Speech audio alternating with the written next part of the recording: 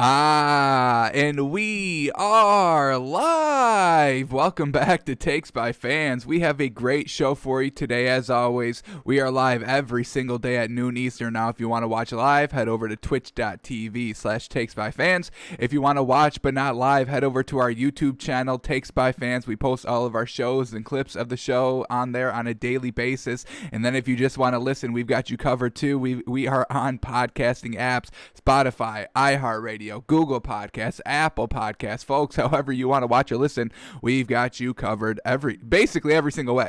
So, all right, today is a big old Saturday. We do have a kind of Saturday showcase to go to. We've got kind of two quarterbacks we have to kind of highlight because we haven't really seen a lot of them. The first one is still a possibility, possibly like 50-50 right now, but the quarterback for Washington, Tim Heineke, he could be starting, and I think that's probably the right choice for him to be starting, so we got to take a little bit of a deep dive into watch some of his film. And then kind of the bigger quarterback we got to look at is the Rams quarterbacks, John Wolford. What the heck? Have y'all even heard of this man? Because I have not. So he's getting his first start today for the Rams. And, Jared Goff's out, huge playoff implications, kind of a must-win game for the Rams. So we're going to see, can John Wolford pull out a huge win here for a playoff spot? We'll take a look at all of his stats and his film. We've got some good film to watch, some bowl games? Yeah, it's bowl games for, yeah. So we've got all of that for those two quarterbacks that we are going to be looking at today. All right.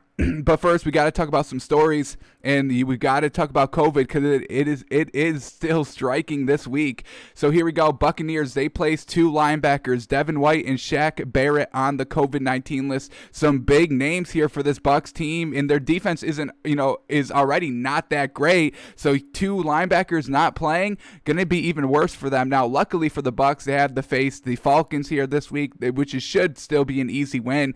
But hopefully these two players can get back in time for their first playoff game. That's, the more concerning thing we're going to have to worry about here. Alrighty, and then the big news that broke yesterday, Alvin Kamara tested positive for the Saints here for COVID-19, so he is definitely out for this game, and once again, hopefully he's going to be able to return for their first playoff game. And then we have this news that just broke, half hour ago. The entire Saints running back room is out because they are designated high-risk close contact to Alvin Kamara. So now the Saints are going to have no running backs. They're going to Ty Montgomery, and then they're going to call up some people from the practice squad. So not looking good for the Saints here, and kind of not a must win, but they can still claim that number one seed if everything goes wrong with, the Packers losing to the Bears, which I don't see happening, but it could still happen because the Bears can get in. So, the Saints, they want that number one seed. They're going balls to the wall still, as we saw last week. So they're going to have no running backs, and now I think you definitely start Taysom Hill. Get Drew Brees 100% healthy because he wasn't even looking that good against the Vikings last week, folks. So sit Drew Brees, get that man ready for, the first playoff game. Have Taysom Hill run this offense because, he can do stuff with his legs, and I think he's got, the better arm right now over Drew Brees because what we just saw Drew Brees do, 2 interceptions on some duck throws. Taysom Hill at home, he's pretty good at it. So I think the Saints should really, now that the running backs are all gone, have Taysom Hill play quarterback because, he kind of spreads the ball around a little bit better than Drew Brees does. So now that you don't have Alvin Kamara, we saw Taysom Hill do very good, and he was barely throwing to Alvin Kamara. Whereas when we watch Drew Brees play, he scores 6 touchdowns rushing the ball, right? So I really think the Saints are making a mistake by starting Drew Brees this week. Alrighty, more COVID news. We thought the Browns were in the clear, but they're right back at it today. No cases yesterday, but a case here today, and it's on their coaching staff. So once again, they have to close down their facility. Once again, a huge week for the Browns. Winning in scenario, losing, it's kind of up to everybody else. So Browns not looking good here. And can we feel a little bit for the Browns? They were bad for like 20 plus years, and they finally get good, and now COVID's kind of derailing everything. It's kind of unfortunate for the Browns, and I do feel for the Browns fans. So unfortunate here for the Browns, more COVID in the locker room. All right, and more COVID news here with the Bengals. Defensive tackle Mike Daniels, he tested positive for COVID-19, and now they're still working through the close contacts. So, possibly more Bengals being out maybe later today or tomorrow. But the Bengals, they got the Ravens. It's not going to be a pretty game, but, we still like the Bengals to be competitive here. But, defensive tackle out for the Bengals. Shouldn't hurt them too much, but, a little bit because the Ravens run the ball. So, defensive tackles out. Those are the first line of defense for the run game. So we'll see how the Bengals can kind of overcome this one COVID case. Alrighty, finally, we're kind of out of COVID news, but Julio Jones, he's done. He's not playing this week, ruled out for a hamstring injury, which is, basically why he's been out his entire career and why he's been out the majority of this season. So Julio Jones is not playing in the Falcons, season finale, and there's, trade rumors about him not being with the Falcons next year. So we'll see how this all plays out for Julio Jones. Alrighty, Jaguars ruling out some key players because, once again, they're obviously tanking.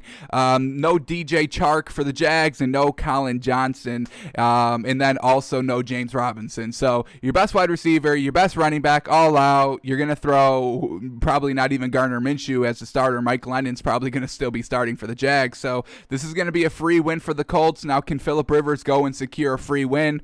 I don't know about that. So we'll still have to kind of keep an eye on the Colts this week. Alrighty, Eagles not getting any better here. Running back Miles Sanders and defensive end Fletcher Cox are out for Sunday's finale against Washington. Huge game for Washington, not a big game for the Eagles. They just kind of can play spoiler if they want to. So, I like Miles Sanders. I think he's a real good running back. He hasn't really helped Jalen Hurts at all. I mean, when Miles Sanders was running behind Carson Wentz, Carson Wentz would be throwing, interceptions in the first half, and then Miles Sanders would rip off an 80-yard touchdown to get them back in the game. And he hasn't done that for Jalen Hurts in, his, 3 starts already. So Miles Sanders been kind of getting locked up the last couple of weeks. Jalen Hurts hasn't really been able to rely on him. So he's, in the grand scheme of things, Jalen Hurts isn't going to lose too much for, Miles Sanders being out, but Fletcher Cox is, maybe a little bit of a bigger name here because he's on the defensive end of the ball, and, the Eagles defense already isn't really that great. So Eagles, we didn't like them before this news broke, and now we definitely don't like them after this news broke. So Washington still should have no trouble here against the Eagles on Sunday night.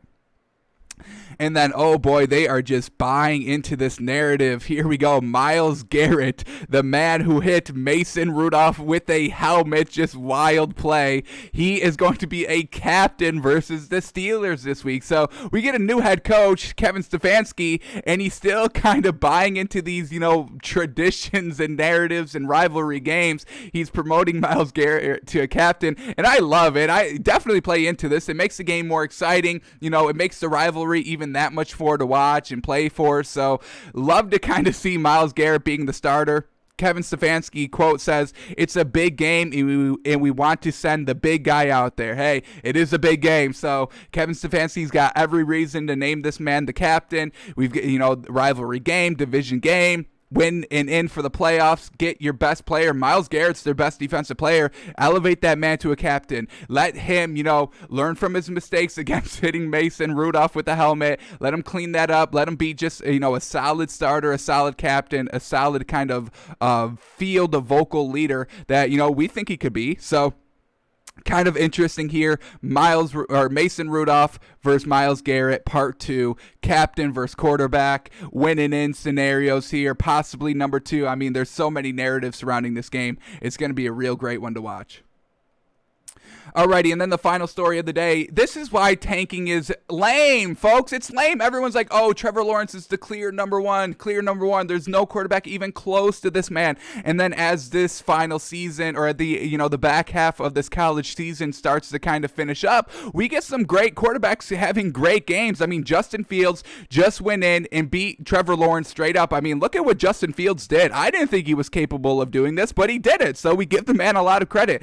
22 of 28, only only 6 incompletions in a playoff game. Absolutely fantastic. He threw for 385 yards, and then he threw for 6 touchdowns and no turnovers. The man played a flawless game. So now, yeah, there's a little bit, quarterback controversy. Who should go number 1? And even if you don't get the number 1 pick and you don't get Trevor Lawrence, Justin Fields just proved in the biggest game that he's ever played, and he can step up. So, why are we tanking for the number 1 seed?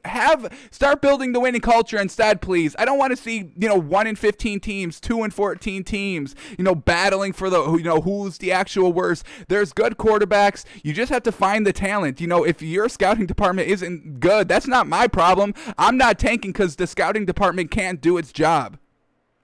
Get the player. There's more than one player. We've seen first overall busts. We've seen, busts in the end of the first round as well. We've seen busts in the 7th round. We've seen gold in the 7th round. So just do your own homework. Don't worry about the number 1 seed. Start building the winning culture when you can. Get the pick that you get and find the best talent out there at that spot. Come on. I mean, tanking for Trevor Lawrence is lame. We just saw Justin Fields be like, hang on. I'm still here if anybody at number 2 or 3 wants to come get me. I know I'm not the, maybe the clear front, number 1 overall pick because Trevor Lawrence has been good since his rookie year. That's when he actually won his championship. He hasn't really done anything since his rookie year, I believe. So, or freshman year, they call it in college. So, with all that being said, tanking is lame. There's other options out there. Don't get focused on one person. One player isn't going to revolutionize or revitalize your entire franchise. It takes stuff. It takes coaching. It takes everybody buying in. It takes a winning culture. Stop tanking, folks. Justin Fields just proved why you don't tank.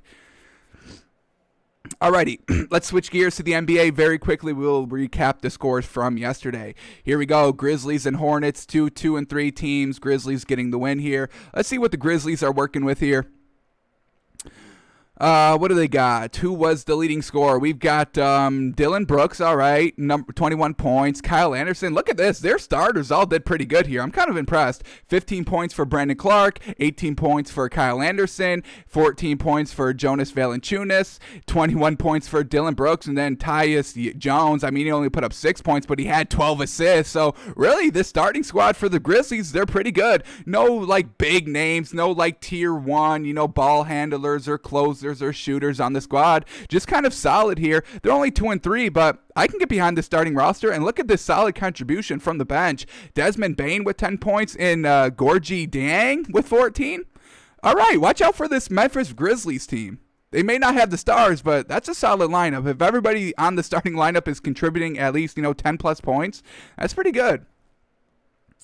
Alrighty, Pistons finally getting their first win. We're not buying the Pistons just quite yet, even though they finally got their first win, and we do really want to buy into the Pistons. But, they beat the Celtics, and I'm telling you, the Celtics are really not winning any games if Jaylen Brown and Jason Tatum are not combining for, 30 points each combined. Or I should say 60. But let's see what we get here. Jason Tatum with 28, Jaylen Brown with 25. But look at this. They've got Daniel Tice and Tristan Thompson in the starting lineup. That's trash. Those two players are not good. Tristan Thompson's never been great, and he's been able to play with LeBron James and still really didn't elevate his play.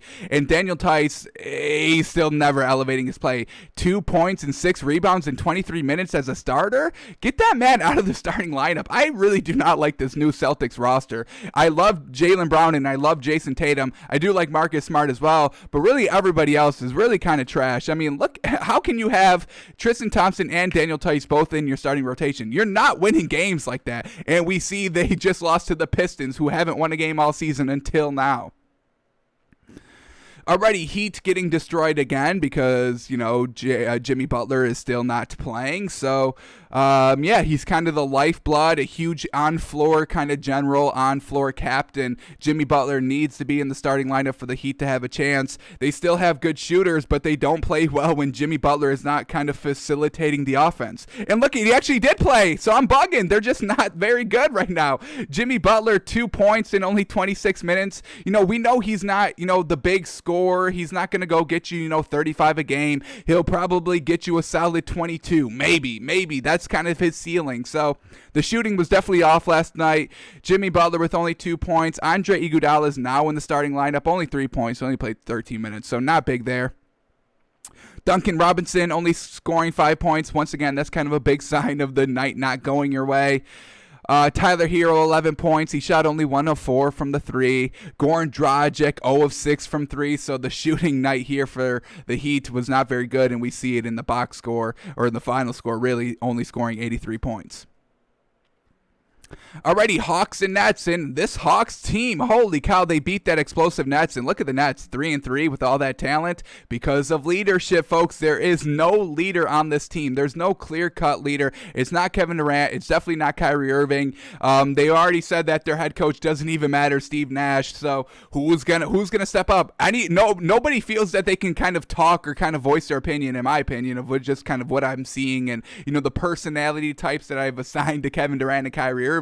I don't think any player would kind of stand up and be the vocal leader if it's not Kevin Durant and Kyrie Irving. I think kind of some players would be, kind of a little afraid to speak up against these players. DeAndre Jordan's not going to be the vocal leader. Timothy Luwawe Cabaret's not. Jared Allen's not. Really, nobody on this team is going to step up and speak out against Kyrie Irving and Kevin Durant. So they're 3-3. They've got no leader. Nobody's doubting the skills. Kevin Durant puts up 28 points, 8 rebounds. Very good game. Kyrie Irving only put up 18 points, but he did do 11 rebounds, so I will give him that. But he did only shoot 2 of 11 from 3. God dang! Kyrie Irving taking 11 threes, the most on their team, and he only hit 2 of them. So Kyrie Irving definitely has to step up a little bit more. So we'll see that. Very well done by the Hawks. Trae Young, 21 points, 5 rebounds, 7 assists. Who else do they got on this squad? Because they are firing this season. I love to see it.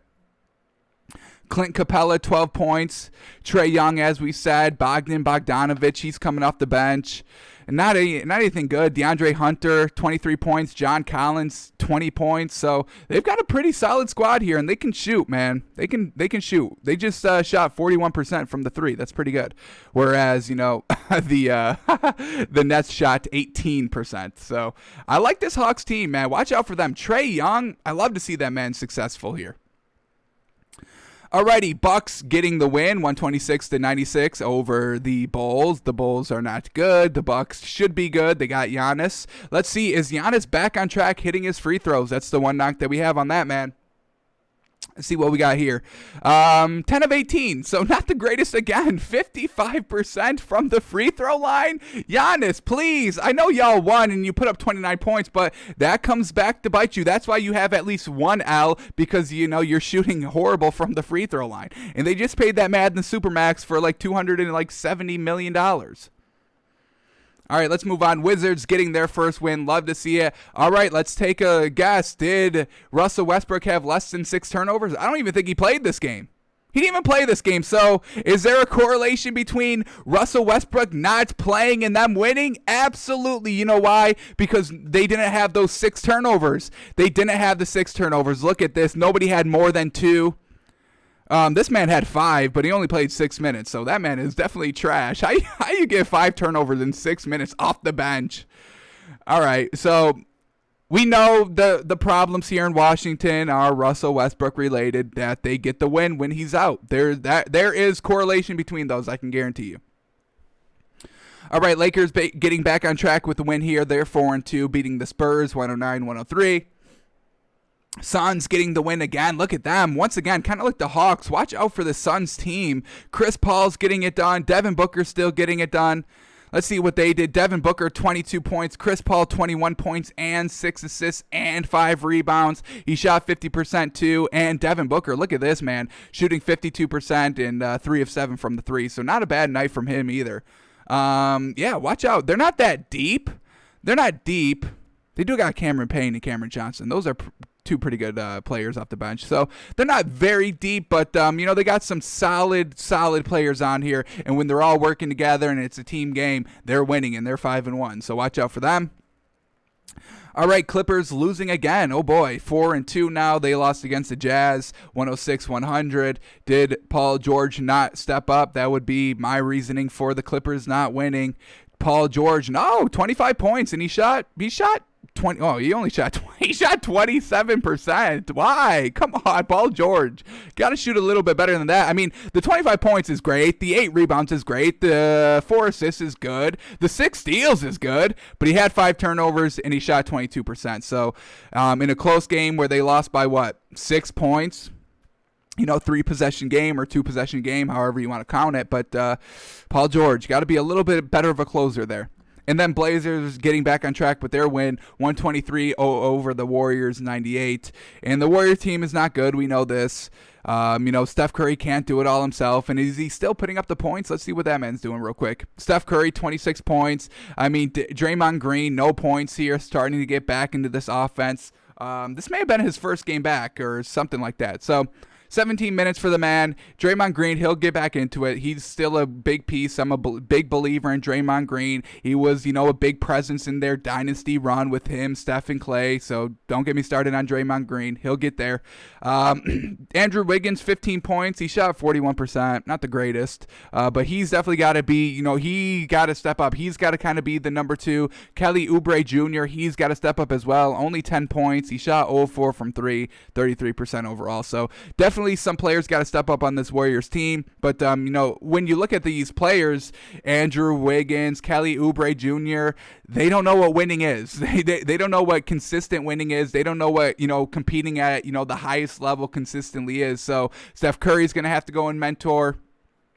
Steve Kerr is going to have to go and mentor these young players because they don't know what winning is, folks. And the Warriors, they do know what winning is. And this 2-3 record is not flying. I can guarantee it. Alrighty, let's see what we got here. Derrick Jones Jr., love to see this man doing well, but he only put up 8 points. He did do 8 rebounds, so not bad, but he did play 32 minutes.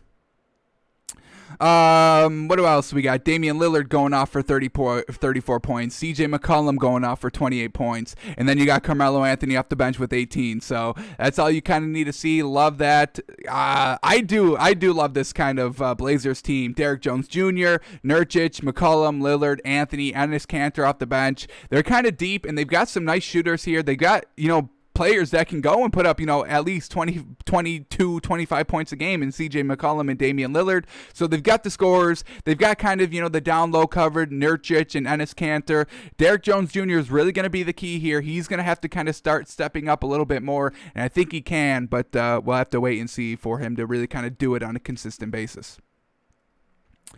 Alrighty, now let's quickly go over to the NBA games today, see if we like anything for our moneymaker, anything sticking out. Yesterday, we took the Blazers minus 3.5, which hit because they went outright. And then we took the Clippers minus 3.5. They lost. So we hit 1-on-1 on our bets yesterday. Let's see if we like anything here today. Anything jumping out, anything big. Here we go. Rockets, Kings, Rockets minus 5, staying away from that. I'm not trusting James Harden with anything quite yet. He doesn't want to be there. He's the only piece they really have. He'll probably be gone by the end of the deadline, at the trade deadline, so we're going to stay away from Rockets, Kings, Pacers, Knicks, Pacers minus 9. Now, I do like the Pacers. Not ready to swallow 9 for them quite yet. Let's get, 10 games in, and then we finally start seeing, all right, who's legit and who's pretenders. But until then, not swallowing 9 points there. Hornets in the 76ers minus 10. Once again, I do buy into the 76ers team. They do have talent, and they've got a good head coach there. But 10 right now, not ready to swallow that. Thunder, Magic minus 7. The Magic have really been balling here. And the Thunder, they're just kind of, they've got draft picks. That's the Thunder. All right, our future is good, but right now we're going to be trash, and until we start spending our draft picks, we're going to be trash. And the Thunder are just obsessed with acquiring draft picks and not developing any talent. So Magic minus 7 is a decent play. I do like it. Minus 7, though, is a little much, but so far we'll rock with that. Hawks, Cavs. Hawks have been playing absolutely fantastic, but they're on a back-to-back, so watch out of who's not going to play in the back-to-back. The Cavs, they started out hot. I think they've lost their last 1 or 2 games, so not going to take this game quite yet. And then Raptors, Pelicans. Pelicans plus 1.5 over the Raptors. Now, the Raptors have been struggling a little bit. This Pelicans team, they've got the talent, but it's young talent, and they really need to start getting better. So, Pelicans at home, I kind of like it, but let's watch them a little bit more. So, really, the only pick that I kind of like, and I'll swallow the 7 here, are the Magic. They've been getting out to a hot start. They're looking good, and this Thunder team, they've got no identity. So, we'll have a one-game moneymaker here, Magic minus 7. Alrighty, now let's go into our main topic today. We're going to first look at, John Wolford, because that's kind of the main one we want to look at. We know he's definitely starting with Taylor Heineke. We're not quite sure if he's going to be starting yet. So we'll go John Wolford first. So he's definitely starting. He's got to step up for the Rams here. As I said at the top of the show, must-win game for the Rams. Winning in for them and lose, and they could be knocked out if the Cardinals win and the Bears win. I mean, how crazy is that? They were just fighting for the division, last week against the Seahawks, and now they're fighting to even keep a playoff spot. So, huge game here, huge pressure for John Wolford. So, let's see if he's going to be able to handle it. So, let's go over his stats, and we'll start here. His freshman season, he was a quarterback for Wake Forest for 4 seasons. In 2014, he started for the Wake Forest team, and let's see what he did. 58% completion percentage, not good in college. You really need to be at least 65%. 65 to 69% in college is very good. 70%, that's very good in college as well. So got to be at least 65% here. He's at 58%. 2,037 yards, 12 touchdowns, 14 interceptions. Oh my goodness, that is atrocious. 2-to-1 interception ratio is good in the NFL. 3-to-1 interception ratio is kind of good, kind of average in college. Anything more than that, that's very good. So he's not even hitting 1-to-1 touchdown. He's hitting negative touchdown to interception ratio. Not good right off the rip there. All right, let's see if he got any better here in 2015. All right, here we go. 2015, 60% completion percentage, so getting it up a little bit. He went down in yards, though, 1,700 yards, 9 touchdowns, 11 interceptions. Alrighty, I'm not liking this, man. If you're throwing, double-digit interceptions in college, you're not translating to the NFL. I'm sorry. So, yeah, his first 2 seasons, not good at all. But here we go. In 2016, he got to a bowl game. He threw 55%, so once again, got worse. 55%, that's truly disgusting. 1,700 yards again, so not slinging it down the field either. Very conservative, so 55% completion percentage with only 1,700 yards. You're dinking and dunking and can't even dink and dunk good? 9 touchdowns, 10 interceptions. I don't even want to watch this man play. This man's looking awful already. We do have some film queued up, so we're going to watch the 2 bowl games, and then we'll watch kind of a 2017 senior year highlight package to watch this man, because that's kind of all we can kind of watch on him. He's got no experience in the NFL. So not good his first 3 years, but he did get to a bowl game in 2016, so let's look at this. Did he at least perform well in the bowl game? That's really a huge point in college. Look at the stats, but then really look at the bowl game. Look at his counterpart in the bowl game. So let's go to this. His 2016 season, John Wolford. They faced Temple, all right, and they got the win. All right, that's what I want to see. Let's look at his stats. Only 52% completion, so he really didn't step up in the bowl game. 183 yards, nothing great there. 2 touchdowns, 1 pick, nothing great there. Very, very minimal stat line for a win here, especially in a bowl game. Let's take a look. Let's see if he at least kind of outproduced his counterpart, whoever his Temple quarterback was. Let's see who this. P.J. Walker was the Temple quarterback. You may know him. He was that XFL standout. He played very well. Did he get signed? Was he the one? He may have been the one player that actually kind of got signed from the XFL. Wow. Look at that man. And that man kind of balled out a little bit. 57% completion, but he threw for 396 yards, basically 400 yards. So he really kind of got outplayed by his counterpart. P.J. Walker, 2 touchdowns, 1 interception. John Wolford, 2 touchdowns, 1 interception. Completion percentage was better for P.J. Walker in the yards. Blew freaking John Wolford out of the water here. All right, let's see who's kind of, who was John Wolford? Who was his weapons? Do we know any of these names? All right, let's see. Cade Carney, leading rusher for Wake Forest. I've never heard of him. And then leading receivers, we got Scotty Washington, Cam Segurn, Tabari Hines, Chuck Wade. I think Chuck Wade may be in the league. He may be in the league. Maybe not, though. And Alex Bachman. So no big names here that John Wolford's really throwing to here. With P.J. Walker, he really didn't have any help either. None of these names are big. Jared Thomas, leading rusher with only 35 yards. Not great there. And then his receivers got Ventrell Bryant, Adonis Jennings, Keith Kirkwood and Ramond Deloche. So no big names here, no big weapons besides the quarterbacks, and they're not even big names. They barely made it to the league, y'all. All right. So we went over this 2016 bowl game, so now let's watch John Wolford in this bowl game. How is he looking? The stats were not good. Yards weren't good. Completion percentage was not good. Touchdown interception ratio was not good. But maybe, maybe the highlight package, maybe the plays will look a little bit better. So here we go. This is the 2016 Military Bowl. Here he is right here. He is number 10 for Wake Forest in the black here. First play, I mean, look at this. And he throws a pick? He buys all this time and then throws a pick? This is disgusting. I'm glad that the pick kind of got out of the way early, but this is an awful decision here. Buying all this time and then throwing an ill-advised pick. Just throw the ball away. I get it was third down, but live for the next down because you just gave them great field position here. And now P.J. Walker, he's going to air it out. And this is, oh my goodness. So already I like P.J. Walker better than John Wolford, and we just watched one play for each of these players. Let's watch P.J. Walker absolutely sling this ball. He's throwing it basically from the 41-yard line, and it gets all the way down to the 5. Perfect pass, great pass, touchdown. And this is what I mean. Throw the ball away. You just gave P.J. Walker a free touchdown like this. The man's got the cannon. We saw him in the XFL. What a great throw. Holy cow.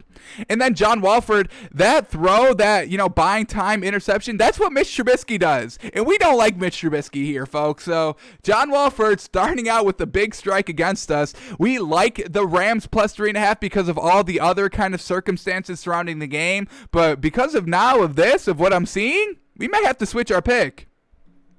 Let's see if he can kind of win us back a little bit here because not good. Let's skip this kick. Don't care about that. All right, here we go. He's back. He's back on offense. Let's see what we get here.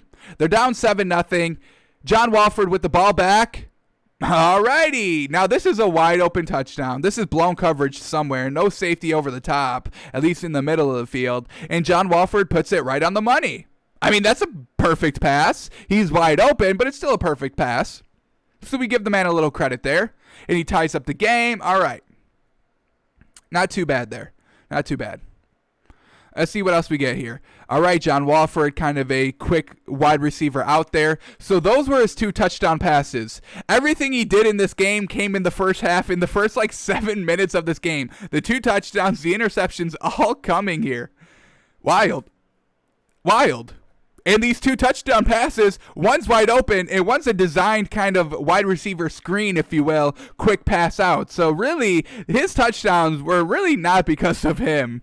Now let's go to the second quarter. Are we even going to see anything else from this man?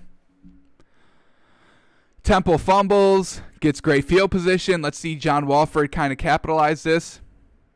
He hands it off. I would hand it off too if Wolford was playing like that. All right, P.J. Walker gets tipped up in the air. John Wolford in the red zone. Once again, they hand it off. All right, let's watch this play by P.J. Walker here. Third quarter.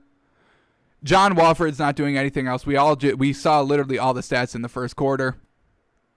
All the points in the first half, really. Great job. All right, hang on. We could get something good here. He was about to wind up. So here we go. John Wolford from the 30-yard line. Oh, my goodness. Oh, my goodness. What is this? He threw another touchdown. I didn't see that in the stats. Maybe they called one of the other ones back. But look at this, folks. What is this throw?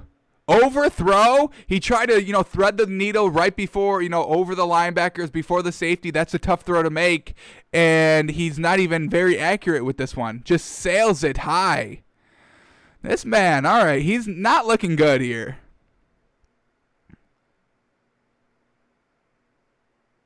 That wasn't even John Wolford. So they're winning so much they don't even have John Wolford in here. So we take that back. That throw was not John Wolford. Does he even play anymore? Just look at this defense by Wake Forest. Absolutely trash. Letting these wide receivers absolutely run after catch all over them. P.J. Tucker trying to do something. P.J. Walker can't do it. And that's the game. So not a good game here. John Wolford gets the win, but he did not look good at all. That interception is inexcusable. He kind of gets benched here for Kyle Kearns. Doesn't do anything either. 4 of 10. So, not good. Let's see if he stepped it up for his next season. Let's go back here. All right, here we go. So that was 2016. That was his sophomore year or junior year. So let's see what he did his senior year. Did he get better? This, you work your entire college career for your senior season. Did you get better every year? No, but did you get better at the last year? That's what we need to see. So his senior year, 64% completion percentage. That's what we're talking about, getting better. It's still not kind of at that 65%, but we'll still give it to him. 64%, 3,192 yards. All right, getting better.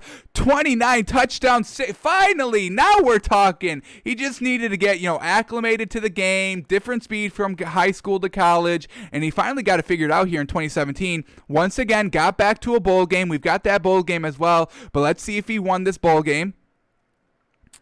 Let's go to his game logs in 2017. Damn. Let's kind of see some of these games in 2017. 3 touchdowns, no picks, 73%. 68%, 1 touchdown, no pick. 2 touchdowns, no pick. 2 touchdowns, no pick. No touchdown, 1 pick, but he still threw 70% and 270 yards. So it's still a decent game there, just the 1 mistake. 2 touchdowns, 1 pick. They lost that game. They lose the games where he throws the pick. So, that's a huge correlation there, literally. I mean, they won one of the games where he threw a pick. Every other game he threw a pick, they lose. 5 touchdowns, no picks, 461 yards on 82% completion percentage against Louisville. Woo, this is a game, folks. Damn, this is a game. Let's look at this one. Who was Louisville's quarterback at the time? Lamar Jackson. Oh my goodness. John Wolford may have outplayed Lamar Jackson a little bit. Now, Lamar Jackson passing-wise, he still put up 330 yards, and he ran for 161 on the ground. 3 rushing touchdowns, 1 passing touchdown. So, kind of, John Wolford almost has more yards than Lamar Jackson. He competed with Lamar Jackson, folks. This is pretty good. John Wolford, 82% completion percentage, 461 yards passing, 5 touchdowns, no picks. Lamar Jackson, 61% completion percentage, 330 yards through the air, 1 touchdown, 1 pick through the air. So John Wolford, pure passer, better than Lamar Jackson. But Lamar Jackson has some nice legs, as we see, 161 yards on the ground and 3 touchdowns. But, hey, he beat him head-to-head, so that's interesting. All right. And can we get John Wolford and Lamar Jackson in the Super Bowl? Rams-Ravens? Could you imagine, a rematch of the 2017 Louisville-Wake Forest game? Look out for that. Now I'm excited. Ravens and Rams need to get to the playoffs. Need to get to the Super Bowl. All right, damn, what a game by him. Well done. All right, what else we got? 3 touchdowns, no picks, 65% against Syracuse. And then, all right, the bowl game against Texas A&M. They get the win. He won both of his bowl games. That's what I'm talking about. And he threw 400 yards, 4 touchdowns, and 65% completion percentage. This is the John Wolford I want to see, baby. Here we go. They get the 3-point win against Texas A&M in the Belk Bowl. Who did he outperform? Who was Texas A&M's quarterbacks? Nick Starkel. Never heard of him, so he never made it to the league. And he kind of got outperformed. Wow, John Wolford got outperformed by his quarterback counterpart here. Nick Starkel, 66% completion percentage. John Wolford, 65, so we give it to Nick Starkel. Yards, 499 for Starkel, 400 for Wolford, so once again, we give it to Starkel. Touchdown to interception ratio is John Wolford with 4-1 or 4-0, and Nick Starkel's got 4-1, so... clean game of football. That's why you win the game. 1 turnover. That's why you lose the game. 3-point game. 1 possession game. All right. Who was Wolford still working with? Nothing. Yeah, still Scotty Washington, Cam Skirgan, Tarbell Hines, Alex Bachman. So still working with the same non-really good weapons. Alrighty, so now let's watch. We've got this bowl game queued up. Let's watch this. Are we liking anything from John Wolford in his last bowl game, his last game of his college career? We see a block to punt. That goes in for the score for Texas A&M, so they get out to a hot start. All right. They're going to punt it again. They get it off.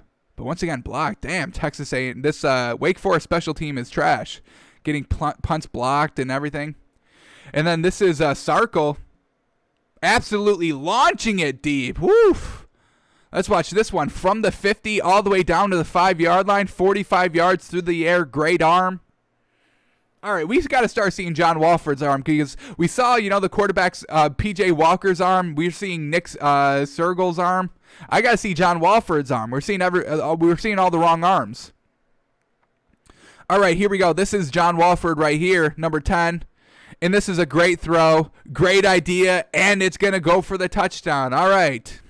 Kind of nice one-on-one matchup. He recognizes that the receiver instantly beats the defender off the line, and he throws, a nice little floater to him, and he gets it there. Once again, this is him as well. Let's see what he's got. Once again, just kind of a slant over the middle. Good accuracy there in the drive stalls, as we see, and they have to settle for a field goal, and it's no good.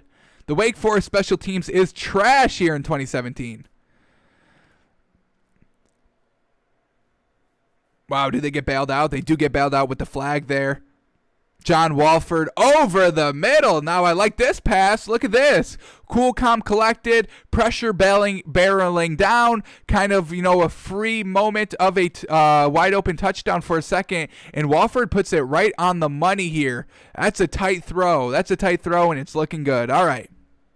So Wolford, we haven't seen the arm, but so far some of this accuracy we're kind of liking a little bit. Handoff here. I mean, look at this man go. Should we watch this and not skip it? Number 22, just the speed to get away from everybody, and the strength to stay on his feet and pick up another 10 yards. All right, let's see if Wolford finishes this drive with the touchdown here. We don't see, unfortunately. They settle for a field goal, it looks like. All right, Wolford's back, and we finally get a deep shot.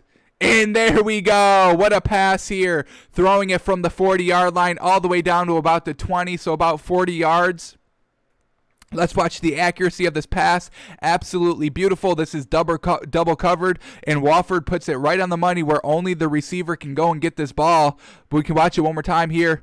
I mean, look at that. There's no chance that that's broken up. There's no chance that that's intercepted. Trusting your wide receivers. And now we get them here in the red zone. Oh, my goodness. They call touchdown? Yes, they do. This is a fantastic pass, folks. Look at this. I love this read. I love this play. One-on-one matchup. The receiver has a step and a half on the defender, and you just lay it over him. And look at this. Hines. Hang on.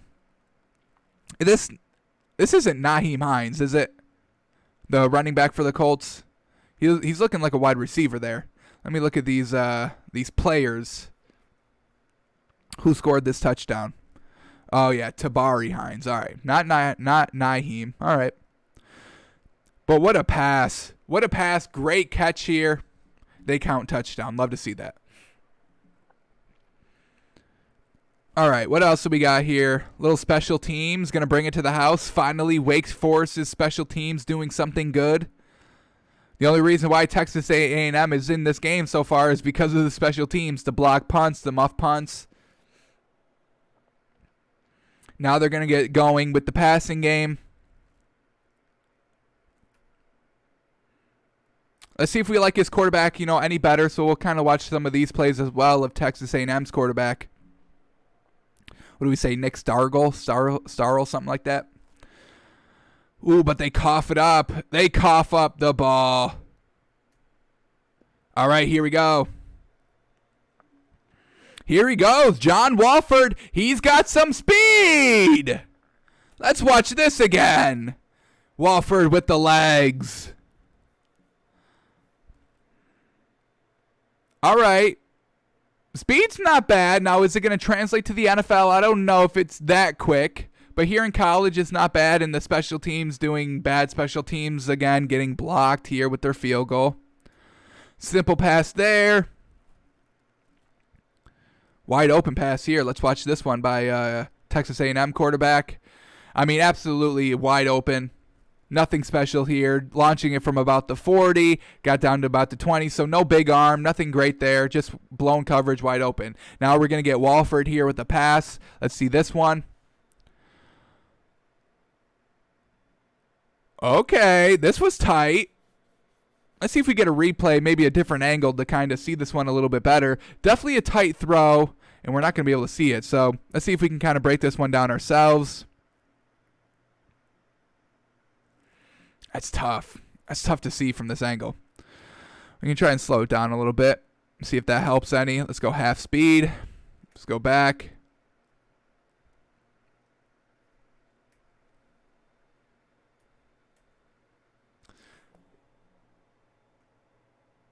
I'm going to say that's a good throw. I'm going to say that's right on target, kind of right out in front of the defenders. I mean, you see the receiver catches it cleanly and still able to kind of still run after the catch. So, you know, that kind of hints at great accuracy, run after the catch, and he goes and scores a touchdown off of it. So we'll give it to Wolford. That's a great tight throw. Love to see that.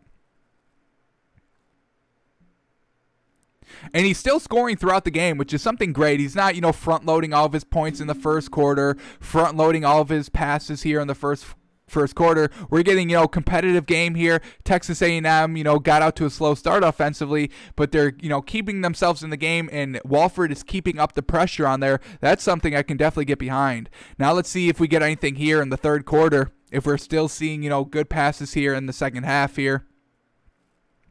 Nice, good run there. Wide receiver screen, and this is going to be taken in. All right, now we get Wolford back on the field here.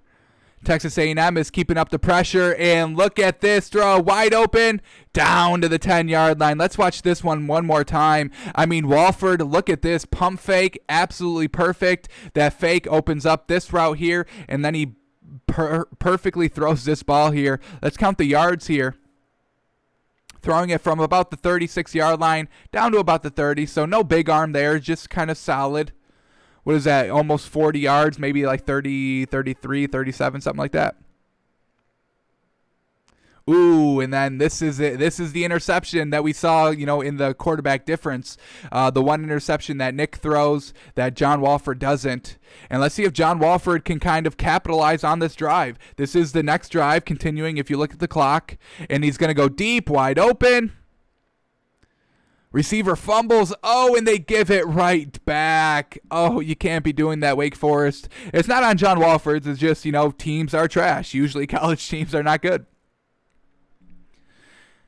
All right, Texas A&M's looking to drive a little bit. Let's see if they capitalize here with the touchdown. Second and goal, and they hand it in. So now John Wolford's got to come right back on the field after that turnover that he didn't commit and lead them down to, you know, another lead here. Let's see if he can do it.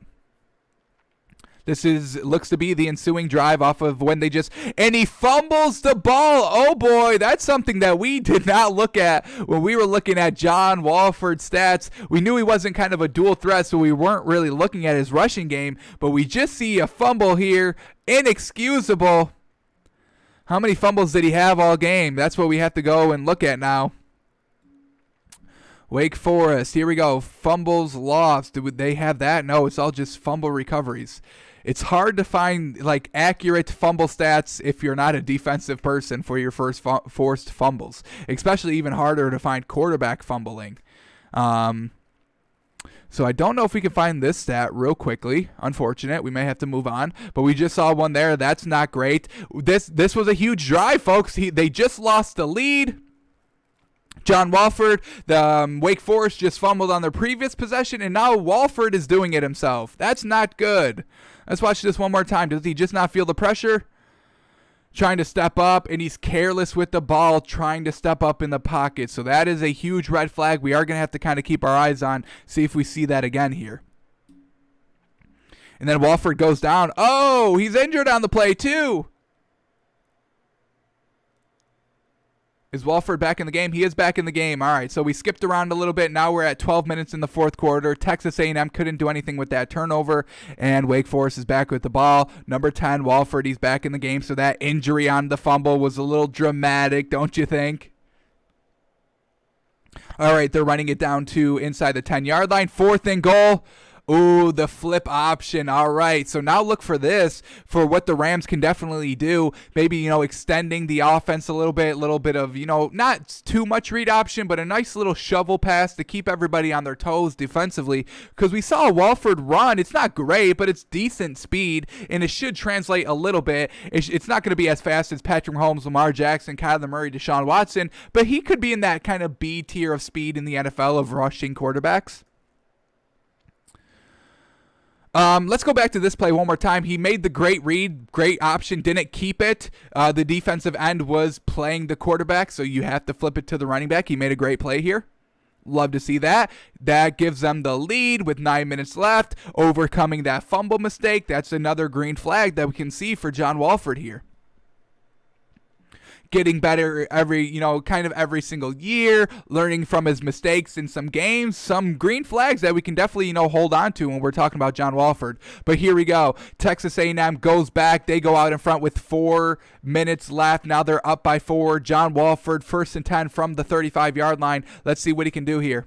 Pump fake once again, and they go back to this play. This is kind of the same play that we just saw, earlier in this highlight package. The quick little pump fake outright. Gets everybody to buy in, and then this is a wide open receiver. Now, let's see if this was a good kind of pass. We see the safety coming out over the top, so the receiver couldn't keep going. So great job. Find the soft spot of the zone. John Wolford, the master of the pump fake and drawing all the defenses up even further. So they get him into the red zone, and now it's 3rd and goal from the 2-yard line. John Wolford hands it off, and that's a touchdown for Wake Forest and puts them in the lead.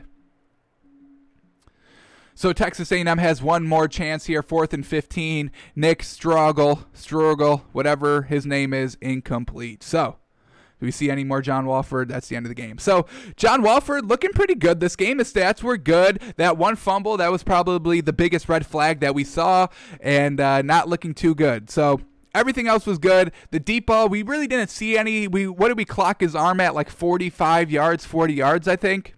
So no big arm. The speed, a little mediocre. Didn't look that fast in college, so I don't anticipate it translating here to the NFL. Solid speed, not dependable speed. Accuracy, it's good. It's looking good. Of what we saw in that highlight package, and then when you kind of couple that with the stats that we just saw of what did we finally get? What do we say? 65% completion percentage. Let's go back to his stats real quick. So 64% completion percentage. Definitely you got to get a little bit better at that, but not bad there. Not bad. Some green flags to take away, getting better almost every year. He got better from, his first 3 to his last year, which is, the improvement you do want to see. And then he definitely cut down on the turnovers, 29 touchdowns, 6 interceptions. If you ever throw 29 interceptions in a season, a la Jameis Winston, you probably shouldn't be playing anymore. All right, let's see if we can get a good, accurate number on these fumbles. All right, rushing yards. So he rushes about... Hang on. He may be dual threat. Look at this, folks. Look at this. In 2017, he had 683 yards, and in 2016, he had 521 yards. So he's actually kind of a decent dual threat quarterback, averaging about 4 yards a carry. So nothing great down the field, but, he'll pick up, 5, like we said, 4 yards a carry. Now we have to know these fumble numbers. We have to figure out these fumble numbers. Oh, it's so disappointing when they don't show you the fumble numbers. Fumbles. These are forced fumble recoveries and forced fumbles. He's not going to be doing any of that. Just give me his fumbles. How many times did he fumble? And we knew he did because we just saw it, so you can't tell us and say no fumbles. Man, oh man. It's hard to find fumble numbers. The only true accurate numbers you can get if you go to NFL.com and look at their stats page. But if you're looking for college on here on Sports Reference of what we use, kind of hard to get a solid number here, and I'm a little upset about it because now I need to know the fumble numbers. Let's see if we can quickly Google. You think we can Google real quick? Let's see. This isn't Heineke. This is John Wolford.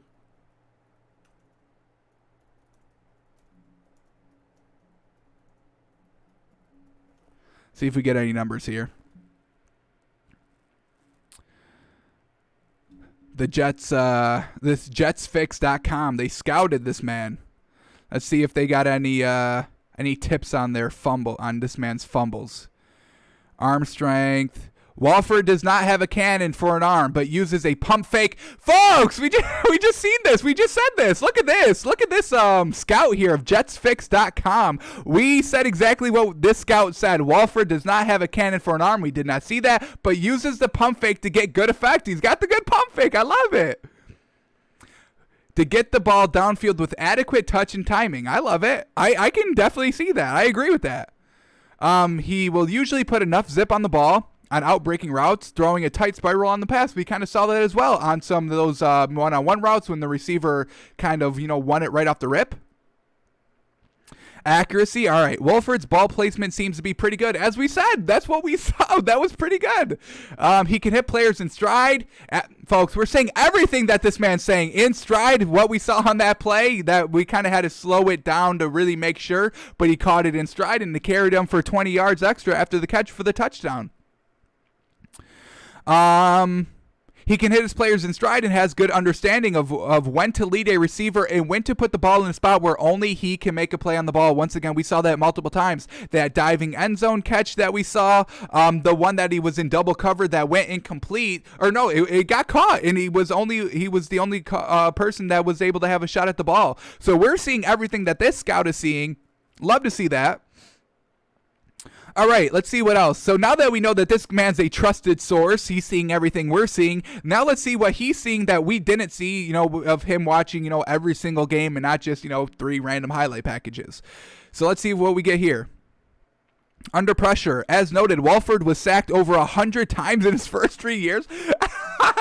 Over 100 times in 3 seasons? Holy cow. No wonder why he developed a running game, because he's like, I got to do something here. We see his rushing stats. They go from negative 151 yards his first year, getting sacked 100 times, 67 yards his second year. So he had to develop that running game because he was getting sacked over and over and over again. All right. But his line got better at his last 2 years. That's why he was able to run for 600 yards his last year. He's able to move within the pocket to extend the play just long enough for his arm to uncover down the field. All right. Wolford has shown an ability to anticipate and get rid of the ball quickly, but still holds onto the ball too long at times, waiting for plays to develop. And once again, we saw that in that first bowl game. Waiting, buying time in the pocket. That was like a solid 6-7 seconds of him just buying time in the pocket, and then he makes the wrong decision because of it. So this man is right on par. We're seeing everything he's seeing, and I love to see that. All right, let's see what else we get. I do want to see if he talks about the fumbles. All right, let's see what else we get here. Footwork and technique. I see this. We haven't broke that down, so let's see what this man says about it. Wolford admits that his footwork was not ideal in his first 3 seasons, and his improved play his senior year is probably in large part due to the hard work he carried out during the offseason. So that makes perfect sense. His footwork wasn't good. He wasn't throwing the ball accurate. His stats were awful his first 3 seasons. He got that fixed, and now he had his best season. So, getting better, learning behind Jared Goff, learning behind the mind of Sean McVay as an offensive, kind of head coach. So, yeah, John Wolford could have success here. The last time we seen him play was in kind of 2017 in college. We are going to kind of go through and watch maybe a preseason game, I think, of when he played, or was that Tim Heineke or Taylor Heineke? I'm getting them confused. Yeah, so Taylor Heineke was on the Panthers, and this man, we haven't really seen him in any real NFL situation. So, all right, what else do we get here? Wolford's throwing motion is sound, and he has a quick, compact release. All right, that's always good. Now let's look at his decision-making. We haven't really seen the best decision-making, but let's see what we get here. Wolford played in a simplistic offense in college, and this Rams offense, it's a little simplistic as well. They don't do, they don't have like a ton of formations. They really kind of have one kind of solid formation that they like to run. They like to run a lot of tight formations as well to kind of, get out to the outside and the corners. So he may have success here if it's a simplistic offense that he ran in Wake Forest. I don't really think this Rams offense is really kind of that cerebral. All right. In his senior year, he started to have a lot more success on tight windows. That's also, something good to know, getting better, as your years progress. And once again, he says, it's a byproduct of him having improved on his footwork. So this is great information we're seeing here. Now we're kind of buying into John Wolford a little bit more. This scout is seeing exactly what we're seeing, and we're seeing him getting better every single year, and so is this man. So we can definitely get behind this, folks. Now we're kind of liking Rams plus 3.5 again.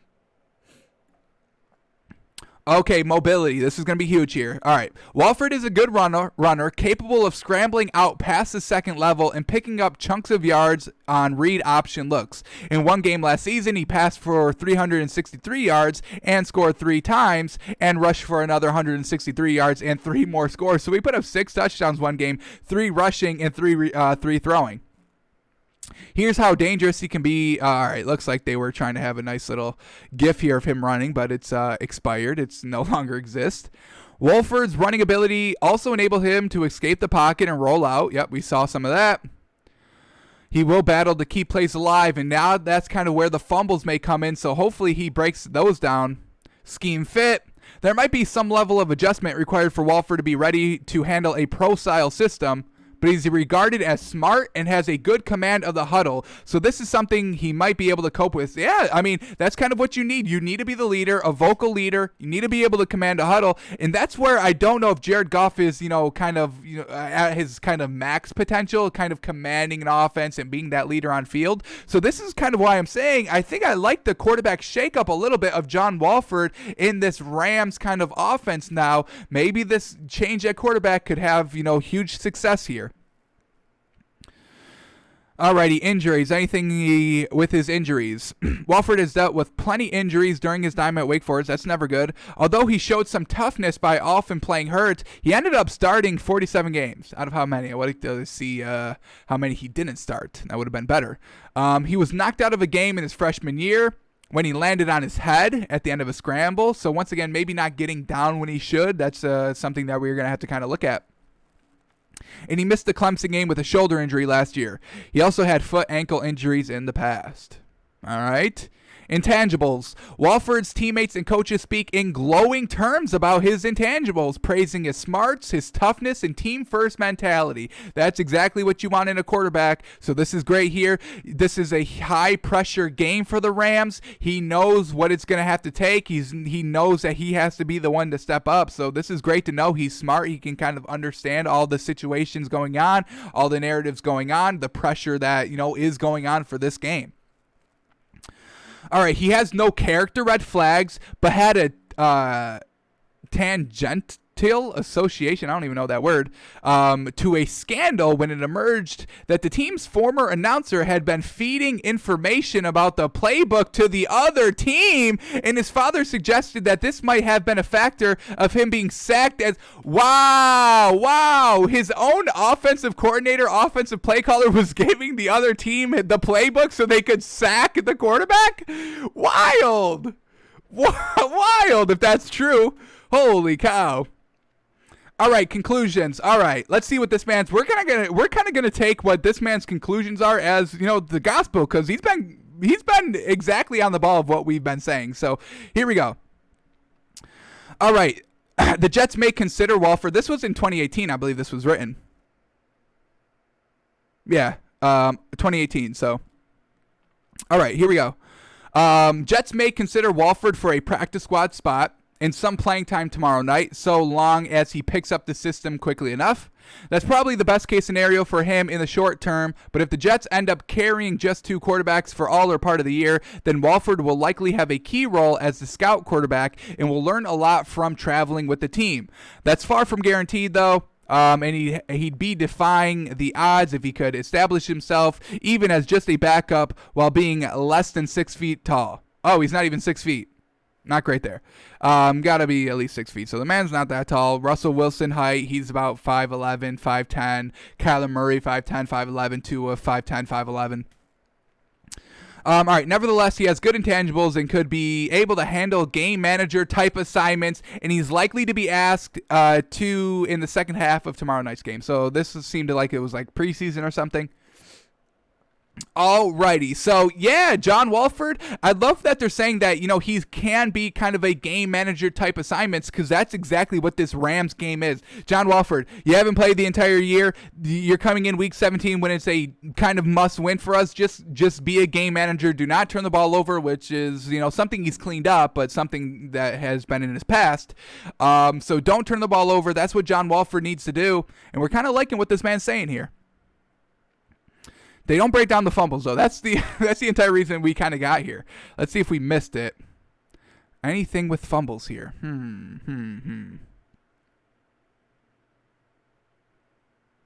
Nobody's bringing up the fumbles, and it's got me a little nervous, folks.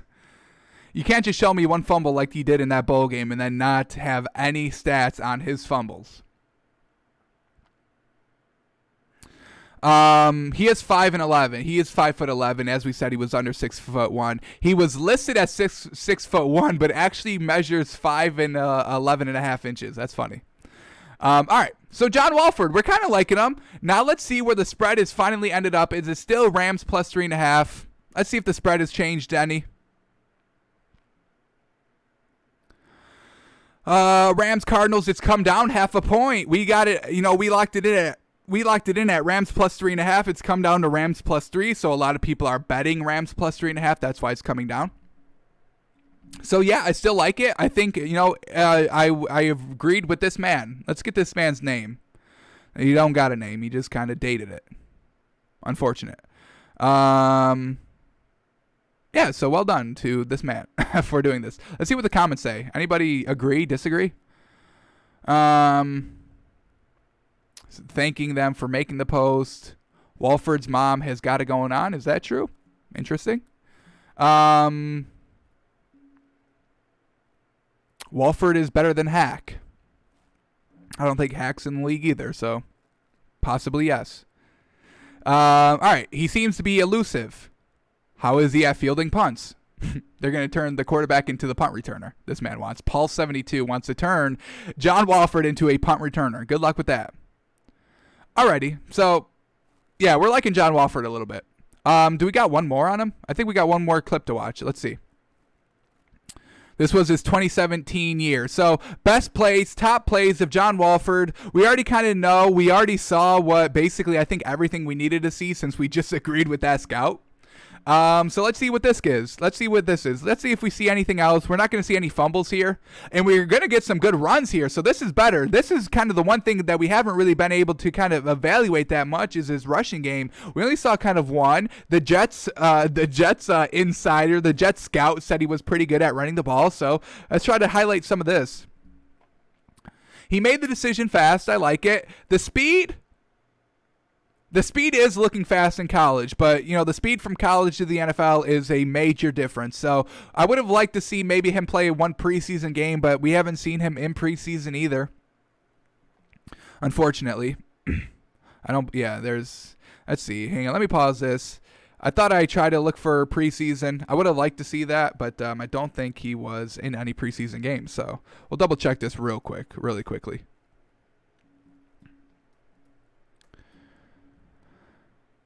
Yeah, he was at the Alliance of American Football.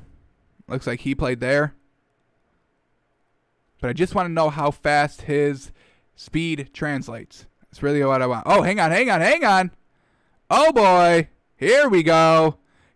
Some preseason action. All right, this is what we want to watch. I don't care what he did in college. We already kind of saw the bulk of what he did in college. I need to see the speed transfer from the NFL from the college to the NFL. So we got a nice little highlight package here of him in preseason. Nice ball here, wide open, delivers it perfectly. Love to see that.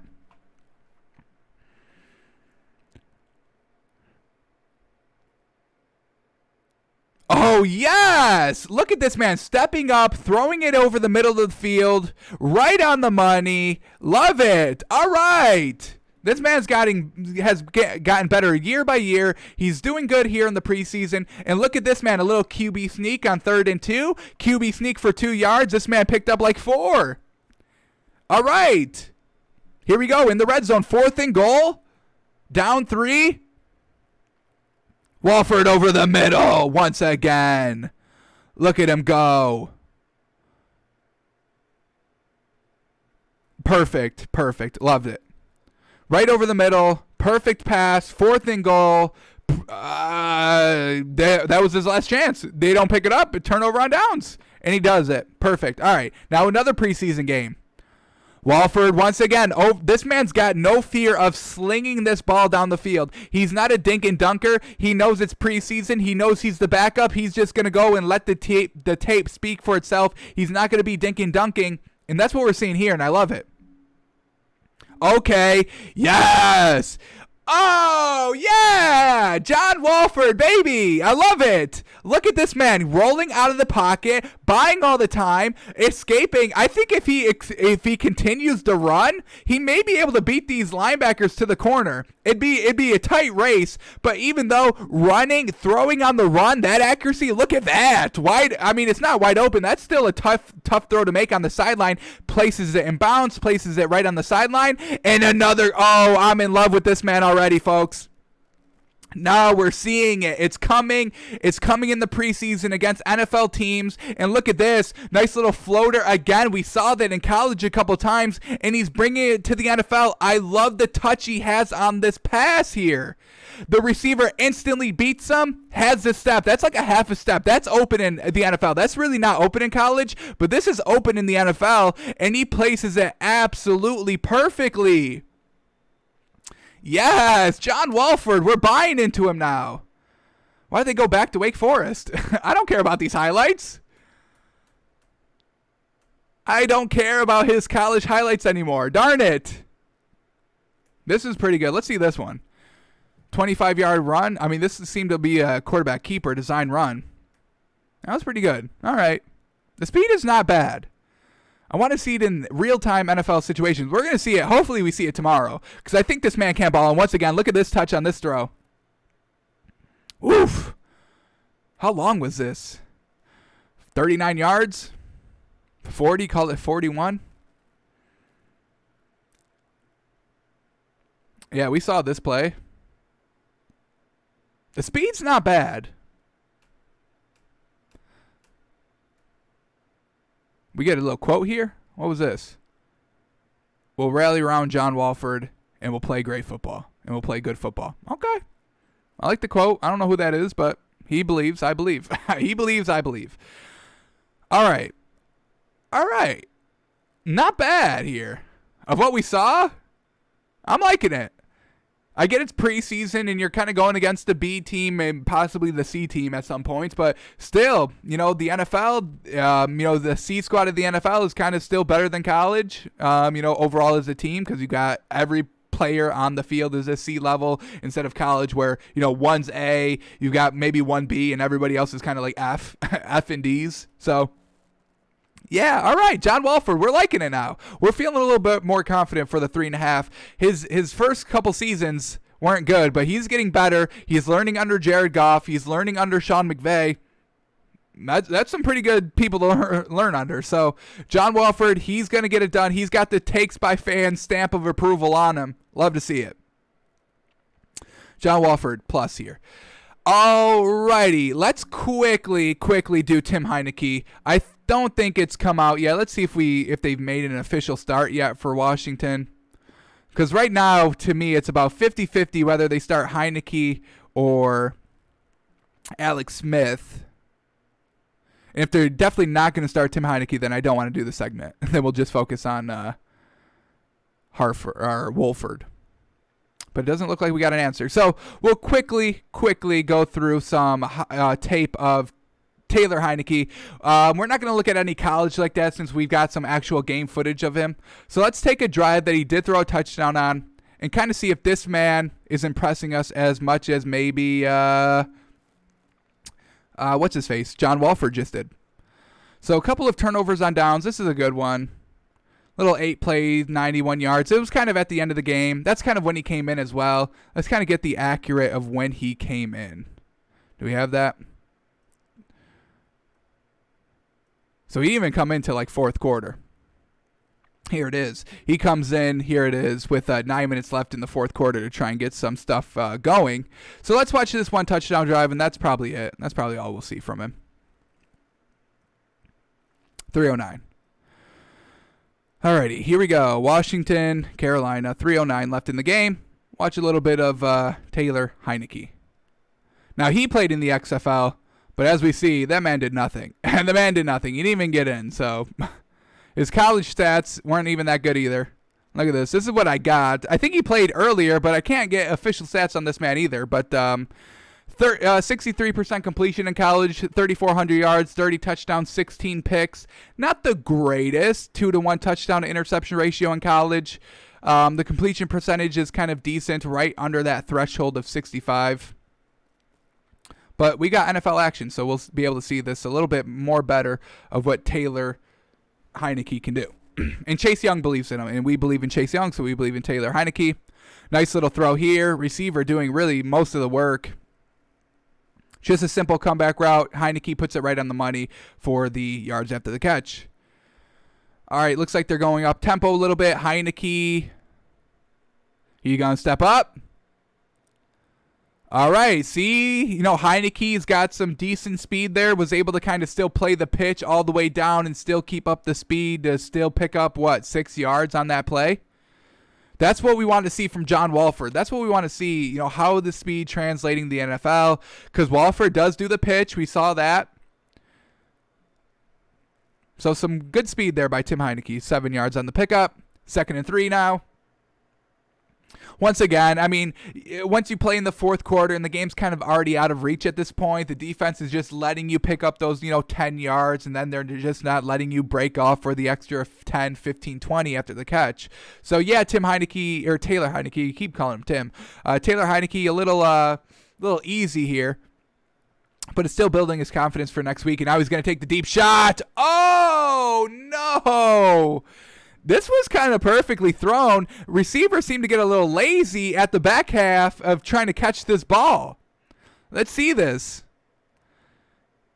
Just a simple, just a simple out route. Just going out. Just keep going. Streak. Oh, gotta bring that in. What a pass by Heineke. Oh, that's killer.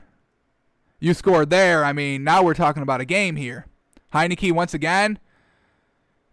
That's still a pretty good throw. Yes, it was incomplete, but, it just falls harmlessly incomplete. No chance at a pick.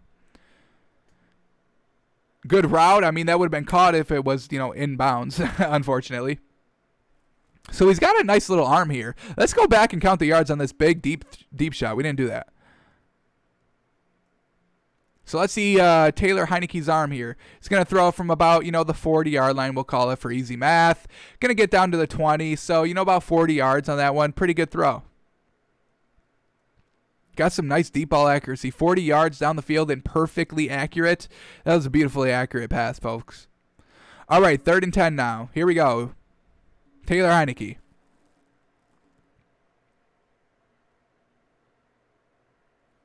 Escapes the pressure. Now he's got some nice speed. I think this man's faster than John Wolford. This is some nice speed. I would say maybe like a step slower than like Russell Wilson. That was pretty good. Maybe about the same speed as Ryan Tannehill. I think that's how we should phrase it. He's got some Ryan Tannehill speed. I like it. Once again, steps up in the pocket. Nothing's open, and he just dumps it down. And, ooh, dangerous. Dangerous leap there. Let's quickly. Yeah, let's take this pass into the coach's film. We see some routes here, about 5 wide, and he decides to dump it down. So let's see. Maybe he didn't trust his arm. I doubt that because he was kind of slinging it before it. But let's see what we get here. Are any of these routes becoming to be open, and he just kind of last second decides to check it down instead of taking a deep shot? Is anything open here? We know Panthers are really kind of keeping everything in front of them. Everything's getting passed out, and now right here, maybe these inside routes are starting to open up a little bit. These inside curl routes. This was the other play, so let's get to the actual right play that we're talking about here. Here we go. All right, this play. Here we go. Why did this man just check it down? Was nothing open? Let's see it again.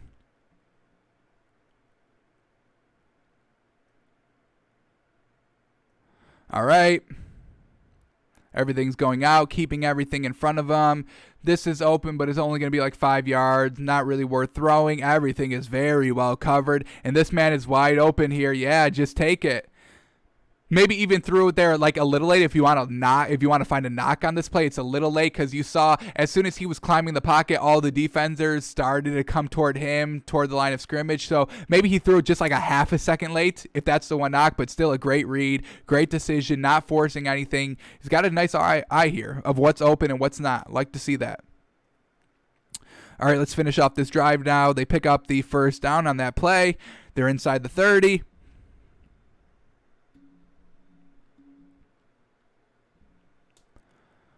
Look at all this time to throw. And he keeps his eyes down the field, maneuvering traffic. And that's how, I love it. Kept his eyes down the field on this big old bomb. And look at this man. Fantastic. And he throws this one like 45 yards right on the money. They call this officially touchdown. A flag on the play. What's the flag? Roughing the passer. Yeah. So they officially count touchdown. Perfect. I love this play. Buys time, directs traffic, keeps his eyes down the field. Everything was checked off on this mark. Now let's count how great this pass protection was. I think this was a solid 5 seconds to throw, 5-6 seconds to throw this ball. So let's count it. Let's see what we get here. 1, 2, 3, 4, 5. 6 seconds. Yeah, and he's directing traffic. That's perfect. All right. So that's Taylor Heinicke. I think I like him better than Alex Smith. I think he should be starting this week. And I also think that John Wolford is going to be perfect. I think he's going to be great. Alrighty, that is going to do it for us today. We'll be back tomorrow for kind of our Saturday or Sunday show right up until, no. We're coming at you early tomorrow, 11 o'clock. We'll go from 11 to noon tomorrow, right before, the actual, official pregame show start on all the major channels. So we'll be there before, the major people are. Perfect. But yeah, tomorrow live, 11 a.m. Eastern time for our kind of final thoughts, last second bets, and all of that. Alrighty, that's going to do it for us today. Thanks for tuning in. Thanks for watching. John Wolford, I'm buying him. I'm buying John Wolford for the Rams this week, folks. Love him. All right, we'll be back tomorrow, folks. Thanks for tuning in. Thanks for watching. We'll see you tomorrow. Again, tomorrow. 11.